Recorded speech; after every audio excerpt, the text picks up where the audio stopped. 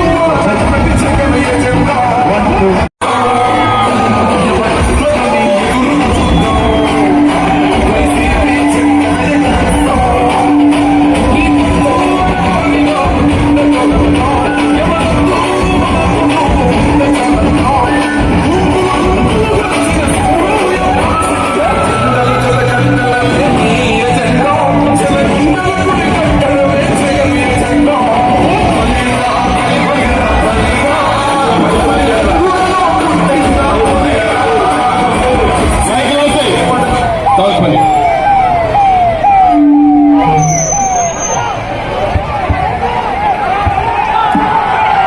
ఎవరు మాట్లాడినా police చెప్పానమ్మా, police చెప్పు అని బాబు, పోలీసు చెప్పు అని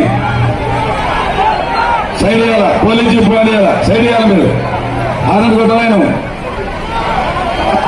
కొంచెం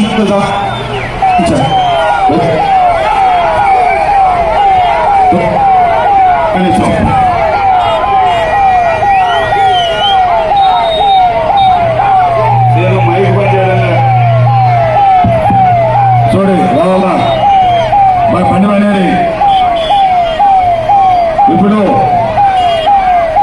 ఎవరిని చూసుకుని 5 నిమిషాల కంటే ఎక్కువ చేసుకోవద్దు.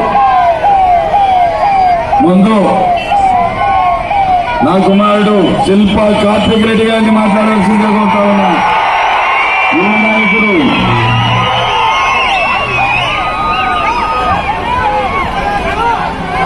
మొదటిగా అందరికీ నమస్కారం. ఇంత ఆనందంగా బయటకు వచ్చి సంతోషంగా మాతో పాటు కలిసి తిరుగుతున్నారంటే దానికి ఒకే ఒక కారణం మన జగన్మోహన్ రెడ్డి అన్న. అందించినటువంటి పథకాలు, అందజేసినటువంటి సంక్షేమ పథకాలే ఇవాళ మనకు శ్రీరామ రక్ష. ఇవాళ ప్రతి ఊర్లో కూడా మీకు తెలుసు మనం సచివాలయాలు నిర్మించుకున్నాం, ఆరోగ్య కేంద్రాలు నిర్మించుకున్నాం, హెల్త్ క్లినిక్లు కట్టుకోగలిగాం, 104 వెహికల్స్ వెటర్నరీ వెహికల్స్ ఇచ్చుకోగలిగాం. నాడు నేడు ద్వారా ప్రతి స్కూల్ని, ప్రతి హాస్పిటల్ని కూడా ఇవాళ పునర్నిర్మించుకున్నాం. ఒక్కసారి ఆలోచించండి. ఇవాళ మా మహిళలందరూ కూడా, మా అక్క చెల్లెమ్మలందరూ కూడా తెలుసు ఇవాళ మనకు ఆసరా వస్తుందన్నా, చేయూత వస్తుందన్నా, ప్రతి ఇంటికి పెన్షన్ వస్తుందన్నా.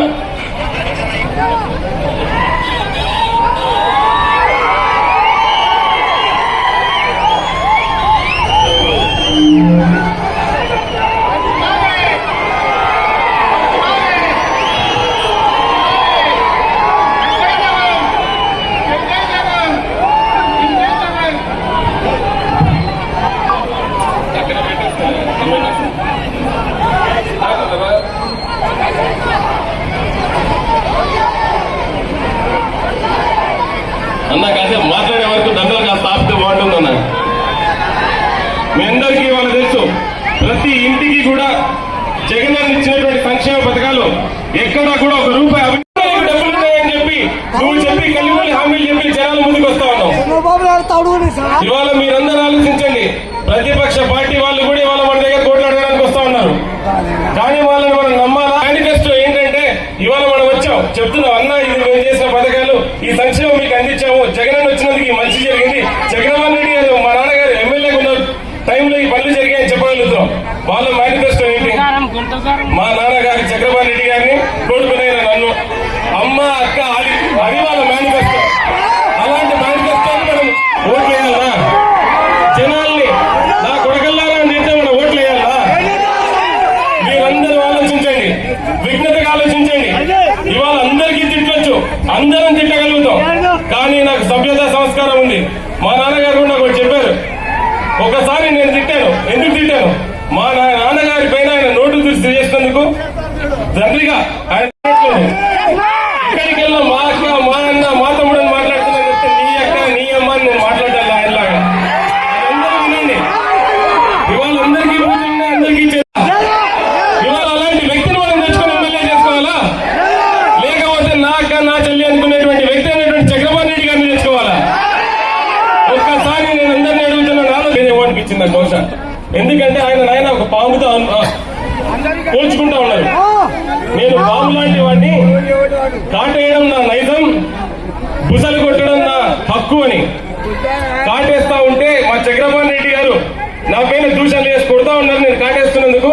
కానీ నా సహజత్వం అది, కాటేయడము, అబద్ధాలు చెప్పడం, కాటేయడం నా నైజము, బుసలు కొట్టడం నా పద్ధతి అని ఆయన చెప్తా ఉన్నారు. అలాంటి వ్యక్తిని మనం ఇవాళ ఎమ్మెల్యేగా ఓట్లేసి గెలిపించాలా?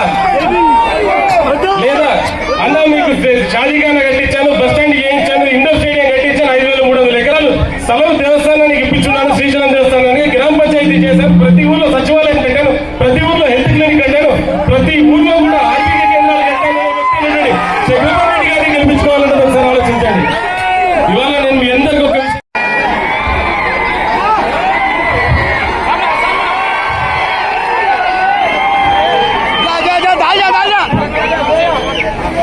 సభకు నమస్కారం.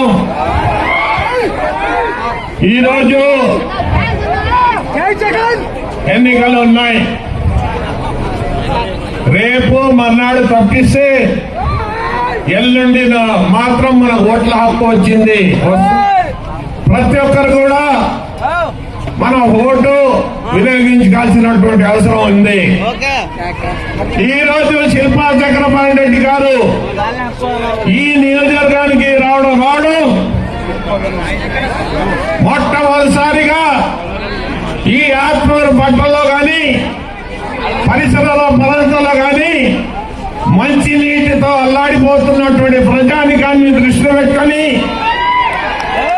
మొట్టమొదటిసారిగా పొలాన్ని కొని అక్కడ చూసినట్లయితే బోరింగ్లు వేసి కొత్త ట్యాంకర్లు కొని బ్రహ్మాండంగా మంచినీటి సౌకర్యాన్ని శిల్పా చక్రపాణి రెడ్డి గారు మరి ఈరోజు చూస్తే సంతగే